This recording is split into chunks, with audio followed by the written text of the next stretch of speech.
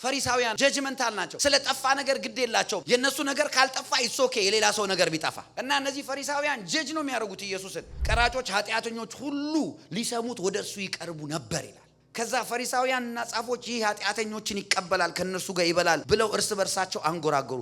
ይህን ምሳሌ ነገራቸው እንዲህ ሲል 100 በግ ያለው አለ ከነርሱ አንዱ ቢጠፋ 99ኙን በበረትቶ የጠፋውን እስኪያገኝ ድረስ ሊያገኘው ሊፈልገው የማይሄድ ከናንተ ማን ነው? ባገኘው ጊዜ ደስ ብሎ በጫንቃው ይሸከመዋል። ትከሻው ላይ ተሸክሞት በጉን የማይመጣ ማን ነው?